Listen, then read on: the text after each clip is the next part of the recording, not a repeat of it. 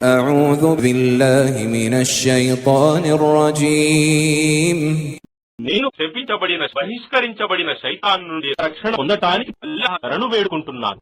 فذكر إنما أنت مذكر కావున ఓ ముహమ్మద్, నీవు హితోపదేశం చేస్తూ ఉండు.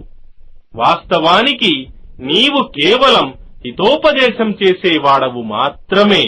لست عليهم بمسيطر నీవు వారిని విశ్వసించమని బలవంతం చేసేవాడవు కావు.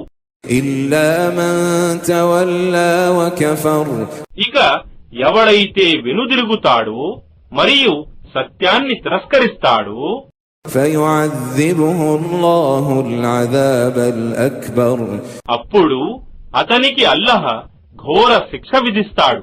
إن إلينا إيابهم నిశ్చయంగా మా వైపునకే వారి మరలింపు ఉంది. ثم إن علينا حسابهم ఆ తరువాత నిశ్చయంగా వారి లెక్క తీసుకునేది మేమే.